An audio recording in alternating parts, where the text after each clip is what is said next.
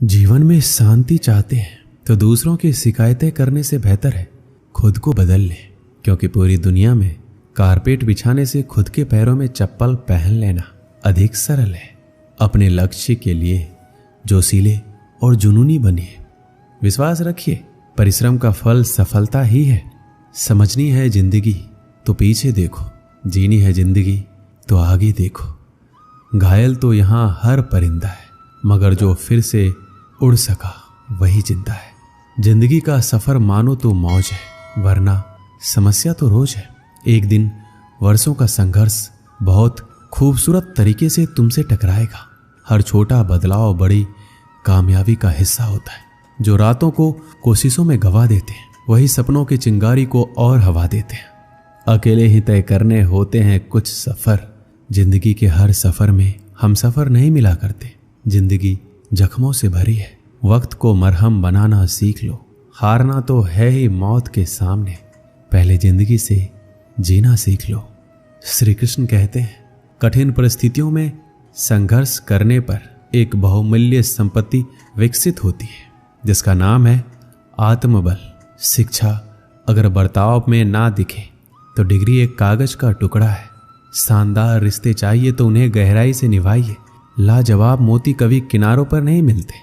ठुकरा दिया जिन्होंने मुझे मेरा वक्त देखकर। कसम खाता हूं ऐसा वक्त लाऊंगा कि मिलना पड़ेगा मुझसे वक्त लेकर। सीढ़ियों की जरूरत उन्हें है जिन्हें छत तक जाना है। मेरी मंजिल तो आसमान है, रास्ता भी खुद ही बनाना है। धैर्य रखना, कभी निराश मत होना। जिसने तुमको बनाया है वो इस ब्रह्मांड का सबसे बड़ा लेखक है।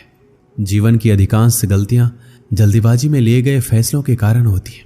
सोचें, विश्लेषण करें और फिर उस पर काम करें।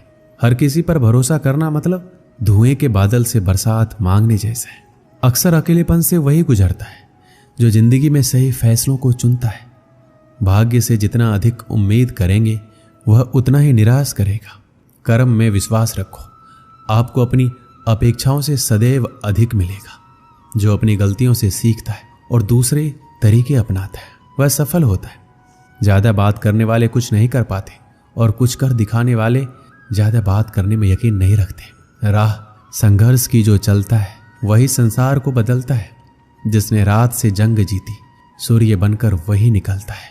मिली है अगर जिंदगी तो मिसाल बनकर दिखाइए, वरना इतिहास के पन्ने आजकल रिश्वत देखकर भी छपते हैं। जीत निश्चित हो तो कायर भी लड़ सकते हैं। बहादुर तो वो कहलाते हैं जहां हार निश्चित हो फिर भी मैदान नहीं छोड़ते।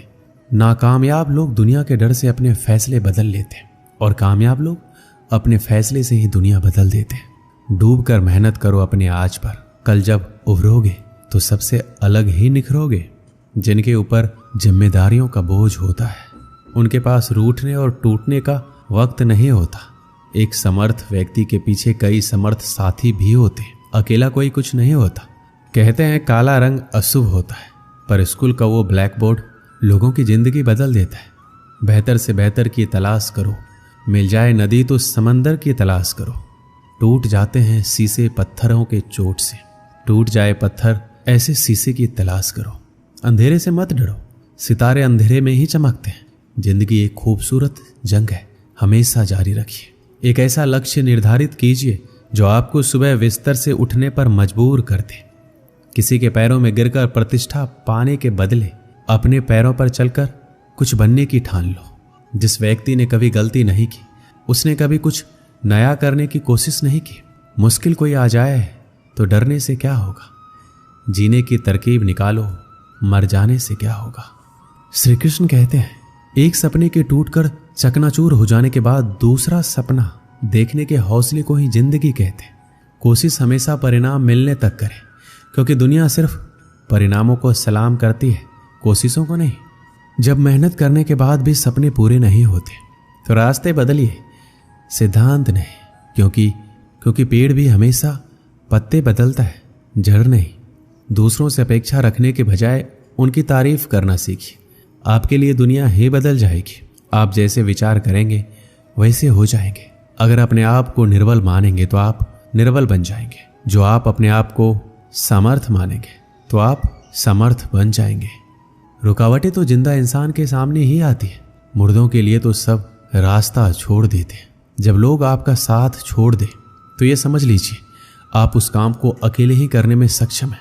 अगर आपको लगता है कि आपके दुश्मनों की संख्या ज़्यादा नहीं है तो बस थोड़ा कामयाब होना पड़ेगा, फिर देखिए कितनी बड़ी फौज तैयार हो जाती है। जीवन का सबसे बड़ा गुरु वक्त होता है, क्योंकि वक्त जो सिखाता है कोई नहीं सिखा पाता। किसी की निंदा से घबराकर अपने लक्ष्य को नहीं छोड़े, क्योंकि अक्सर लक्ष्य मिलते ही निंदा करने वालों की राय बदल जाती है।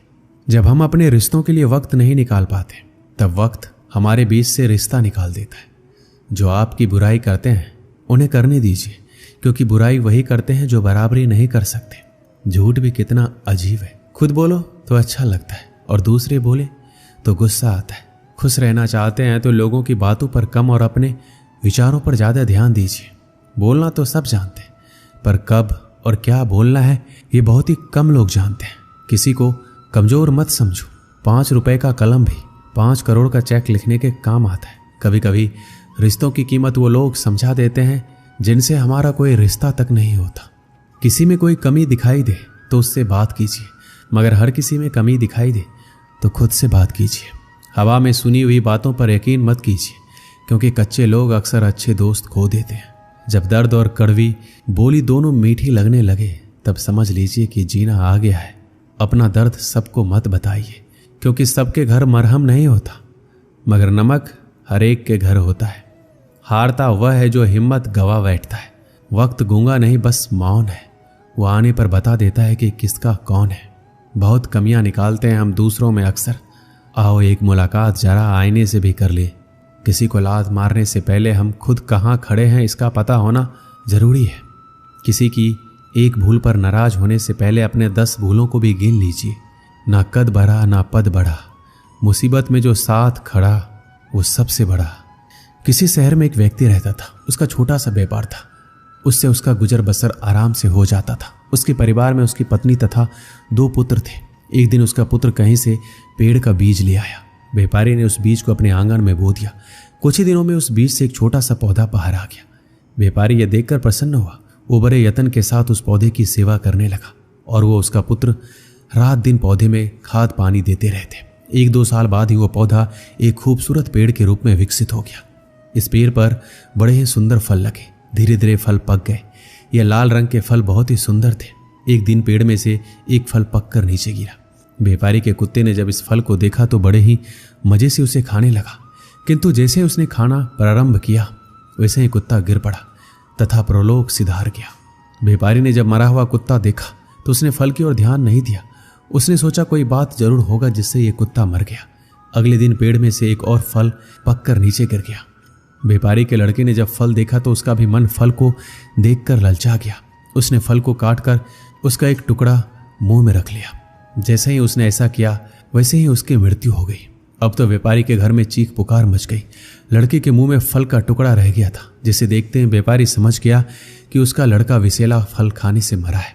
व्यापारी ये देखकर हक्का बक्का रह गया। उसने स्वयं फल का बीज लगाकर अपने पैरों पर ही कुल्हाड़ी मारी थी।